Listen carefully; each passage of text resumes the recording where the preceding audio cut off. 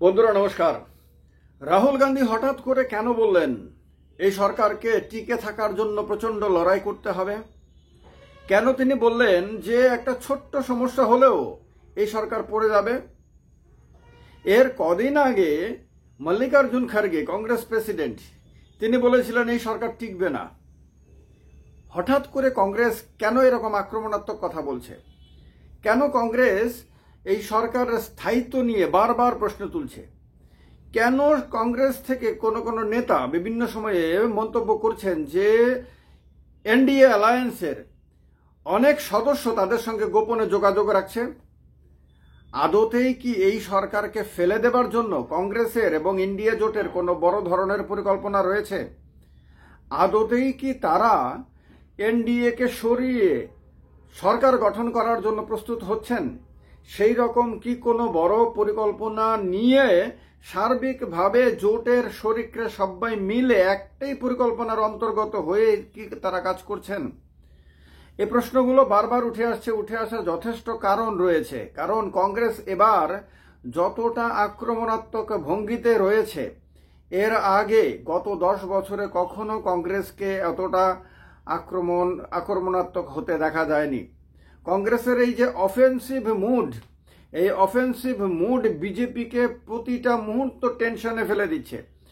বিজেপিকে, নরেন্দ্র মোদী সরকারকে, এনডিএকে নানান রকম ভাবে মানসিক যন্ত্রণার মধ্যে ফেলে দিচ্ছে। এবং শুধু তা না, এনডিএর মধ্যে যে সমস্ত শরিক দলগুলো রয়েছে যারা নরেন্দ্র মোদীকে সমর্থন করছেন, তাদের মধ্যেও কিন্তু তাদের নিজেদের দলের মধ্যেও কিন্তু একটা সমস্যা সৃষ্টি করার চেষ্টা মনে হচ্ছে সার্বিকভাবে কংগ্রেস দল পরিকল্পিতভাবে করছে।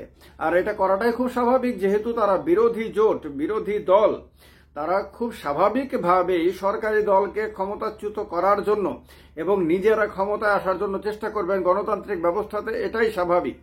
কিন্তু এর জন্য তারা যে মাইন্ড গেম খেলা শুরু করেছেন, এই মাইন্ড গেম কিন্তু বিজেপিকে প্রচন্ড চাপের মধ্যে ফেলে দিয়েছে। বিজেপি কোনোদিন ভাবতে পারেনি 10 বছরের মধ্যে যে কংগ্রেস অতটা আক্রমণাত্মক ভঙ্গিতে কথা বলবে এবং তার নিজের ভেতরে, মানে বিজেপির নিজের ভেতরে এবং এনডিএর ভেতরে সমস্যা সৃষ্টি করে দিতে পারবে। অনেকে অনুমান করছেন যে নীতিশ কুমারের আপনারা আচার আচরণ দেখছেন বিভিন্ন জায়গাতে। নরেন্দ্র মোদীর কখনো পায়ে ধরছেন, কখনো বারবার তার প্রশংসা, এক জায়গাতে বক্তব্য দিতে গিয়ে একই বক্তব্যে বারবার নরেন্দ্র মোদীর প্রশংসা করছেন। মানে এই রকম নীতিশ কুমারকে এর আগে কখনো দেখা যায়নি।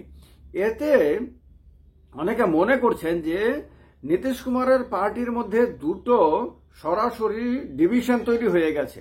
একদিকে আপনার একটা গোষ্ঠী বিজেপি পন্থী, তারা প্রচন্ড চাপ দিচ্ছে নীতিশ কুমারের ওপরে যাতে কোনোভাবেই বিজেপির বিরুদ্ধে না যায়, নীতিশ কুমার যাতে বিজেপিকে নিঃশর্তভাবে সমর্থন করে। কেসি ত্যাগী নামে একজন রয়েছেন, তিনি এই ক্ষেত্রে 1 নম্বর বলে মনে করা হচ্ছে, যে তার নেতৃত্বে জেডিইউর ভেতরে একটা বিজেপি অনুগামী একটা বড় শক্তি তৈরি হয়েছে। এরা বাইরে থেকে বিজেপির কাছ থেকে ইন্ধন নিয়ে, সাহায্য সহযোগিতা নিয়ে তারা জেডিইউর ভেতরে নীতিশ কুমারকে ক্রমাগত চাপে ফেলছে।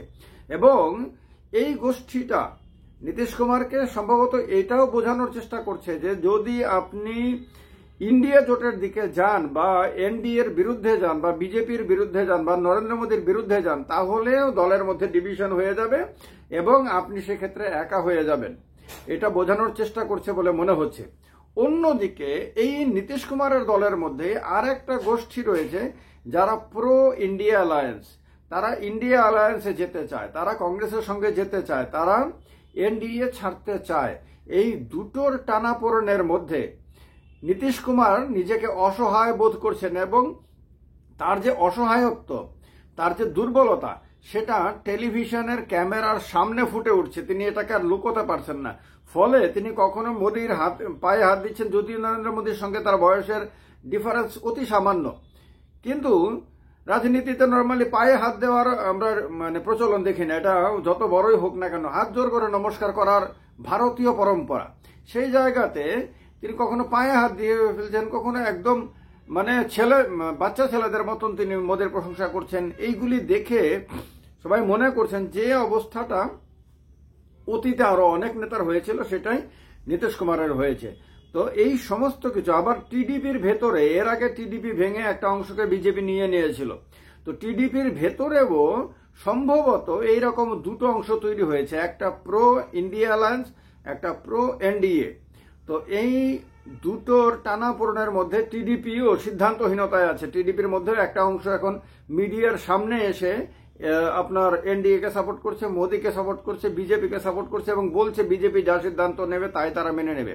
তো তাদের ভেতরেও দুটো ডিভিশন হয়ে গেছে অলরেডি, এটা মনে করা হচ্ছে। আর এনডিএ এর মধ্যে ছোট ছোট বেশ কিছু দল রয়েছে, সে শিবসেনার 7 জন এমএলএ হোক বা আরো বেশ আরএলডি ফেরএলডি আরো থাকবে ছোট ছোট দল, তারাও আপনার এখন ধীরে ধীরে তারাও ইন্ডিয়া অ্যালায়েন্সের দিকে ঝুঁকতে শুরু করেছেন এবং তারাও গোপনে কংগ্রেসের সঙ্গে সম্পর্ক রাখতে শুরু করেছেন বলে মনে করা হচ্ছে।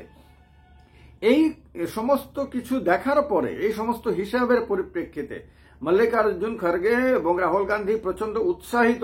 তারা বুঝতে পারছেন যে যারা এখন বিজেপিকে সমর্থন করছেন তারা বেশি দিন এই রকমটা করবেন না। তার ফলে রাহুল গান্ধী বলেছেন, ইকোনমিক টাইমসকে একটা ইন্টারভিউ দিতে গিয়ে তিনি বলেছেন যে ক্ষুদ্রতম সমস্যাও এই সরকারকে ফেলে দেওয়ার জন্য যথেষ্ট, যে কোনো সময় ফেলে দিতে পারে। এই ক্ষুদ্রতম সমস্যা বলতে কিন্তু ক্ষুদ্রতম শব্দটা বললেও এটা বৃহত্তম অর্থ এটা। কারণ হলো যদি জেডিইউর সঙ্গে একটা সামান্য সমস্যা তৈরি হয় তাহলে জেডিইউ যে শুধু বেরোবে তা না, কিন্তু জেডিইউ বেরোনোর সময় আরো অনেকগুলো দলকে, কারণ নীতিশ কুমার পাক্কা খেলোয়াড়, নীতিশ কুমারের দলে অনেক পাক্কা খেলোয়াড় রয়েছে, তো তারা বেরোনোর সময় কিন্তু আরো ছোট ছোট অনেকগুলো দলকে নিয়ে বেরোবে। টিডিপিও এরকম বড় খেলোয়াড়, টিডিপির সঙ্গেও যদি ছোট্ট প্রবলেম হয় এবং সেই প্রবলেমকে কেন্দ্র করে টিডিপি যদি বেরিয়ে যায় এনডিএ থেকে, তাহলে টিডিপির সঙ্গেও অনেক ছোট ছোট দলের সম্পর্ক রয়েছে। চন্দ্রবাবু নাইডু অনেক পুরনো নেতা এবং তার যেহেতু বিরোধী রাজনীতি করেছেন সেহেতু ছোট ছোট দলগুলোর সঙ্গে, আঞ্চলিক দলগুলোর সঙ্গে তাদের ভালো সম্পর্ক, ফলে অনেককে নিয়ে বেরিয়ে যাবেন এবং এই সরকারকে ফেলে দেবার জন্য সেই ক্ষেত্রে মানে কোনো অসুবিধা হবে না। ফলে সরকারের যে সেন্সিটিভিটি, স্পর্শকাতরতা, এটা অনেক বেশি এবং এটাকে বাড়িয়ে দেওয়ার জন্য পরিকল্পিতভাবে কংগ্রেস এখন অফেন্সিভ মুড আছে। আর একটার ইঙ্গিত কংগ্রেস তার বাকি যারা সহযোগী দলগুলো রয়েছে ইন্ডিয়া অ্যালায়েন্সের মধ্যে, সেই সহযোগী দলগুলো এতদিন ধরে কিন্তু তারা কংগ্রেসের ওপরে একটা তাদের এলিগেশন থাকতো, সেটা হলো কংগ্রেস অতটা প্রোঅ্যাক্টিভ না, কংগ্রেস অতটা আক্রমণাত্মক ভঙ্গিতে যায় না, ফলে ইন্ডিয়া অ্যালায়েন্স ঠিক মতো সাইন করতে পারছে না। তো এবার কিন্তু কংগ্রেস আক্রমণাত্মক এতটা হয়ে গেছে এবং এটা তারা ইঙ্গিত দিয়ে দিচ্ছে যে আগামী দিনে এইভাবেই তারা চলবে। এই সরকার যতক্ষণ টিকে থাকবে ততক্ষণ পর্যন্ত তারা এইভাবেই সরকারকে যন্ত্রণা দেবে, একদিকে মানসিক যন্ত্রণা দেবে আর একদিকে গোপনে গোপনে শারীরিক যন্ত্রণা বলতে আপনার এই যে তার যে দলগুলো এগুলোকে ভাঙানোর চেষ্টা করা। কারণ আমাদের দেশে এরকম দল ভাঙা, এক জোট থেকে আরেক জোটে যাওয়া, এগুলি অনেক ঘটনা ঘটেছে, এগুলি আর হাজারো নজির আছে। তো সুতরাং আরো একবার যে ইন্ডিয়া ছেড়ে আপনার মানে এনডিএ ছেড়ে যে অনেকগুলো দল, ছোট ছোট দল বা ইন্ডিভিজুয়াল যারা রয়েছে, ইন্ডিপেন্ডেন্ট ক্যান্ডিডেট রয়েছে, বা যে সমস্ত দলের 1 জন করে 2 জন করে বা 3 জন করে সাংসদ লোকসভাতে গেছেন, সেই সমস্ত দলগুলো যে কোনো বিশেষ কারণে এরা যে ইন্ডিয়া অ্যালায়েন্সে যাবে না তা গ্যারান্টি দিয়ে বলা যায় না। আর নরেন্দ্র মোদীর যে জনপ্রিয়তা, সেই জনপ্রিয়তা অনেকটা ড্রপ পড়ে গেছে। নরেন্দ্র মোদীর এখন কথাবার্তাতে বা শারীরিক ভাষাতে, বডি ল্যাঙ্গুয়েজে এটা ধরা পড়ছে, এটাকে তিনি লুকোতে পারছেন না, লুকোনোর চেষ্টাও করছেন না। কারণ একটা সময় আসে যখন আপনার উত্থান হয় বিশালভাবে, আবার যখন একটা বিপরীতমুখী একটা ধারা তৈরি হয় সেটাকেও মানুষ লুকোতে পারে না, সেটাও বড়ভাবেই মানে ঘটতে থাকে। তো তার কারণে অনেকে ছোট ছোট দলগুলো মনে করছে যে বিজেপির সঙ্গে থাকলে, নরেন্দ্র মোদীর সঙ্গে থাকলে তাদের আর বেশি ভবিষ্যৎ খুব দূরের না এবং আগামী দিনে কংগ্রেস এবং ইন্ডিয়া অ্যালায়েন্সের একটা ভবিষ্যৎ দেখতে পাচ্ছেন। তো এই কারণে এরা যতই আজকে দিনে দেখাক তারা এনডিএ প্রেমী বা তারা মোদী প্রেম দেখাক অথবা বিজেপি প্রেম দেখাক না কেন, গোপনে গোপনে যে তারা দুই নৌকাতে পা দিয়ে রেখেছে সেটা বুঝতে কারোর অসুবিধা হচ্ছে না। আর এই ঘটনা ঘটার কারণেই কংগ্রেসের আত্মবিশ্বাস, রাহুল গান্ধী এবং মল্লিকার্জুন খার্গের আত্মবিশ্বাস এই মুহূর্তে চরমে রয়েছে এবং এই আত্মবিশ্বাসকে তারা ততক্ষণ পর্যন্ত ধরে রাখার চেষ্টা প্রাণপণে করবেন যতক্ষণ পর্যন্ত না নরেন্দ্র মোদীর নেতৃত্বে বিজেপি পরিচালিত এনডিএ সরকার পড়ে না যায়। এ কারণে সবকিছুই সম্ভব রাজনীতিতে, তাদের সরকারের পড়ে যাওয়াও অসম্ভব না। তার প্রক্রিয়ায় সম্ভবত বিরোধীরা শুরু করে দিয়েছে। আপনাদের কি মনে হয় এ ব্যাপারে? অবশ্যই কমেন্ট বক্সে কমেন্ট করে জানাবেন। ভালো লাগলে লাইক, কমেন্ট এবং শেয়ার করতে অবশ্যই ভুলবেন না। নমস্কার, জয় হিন্দ।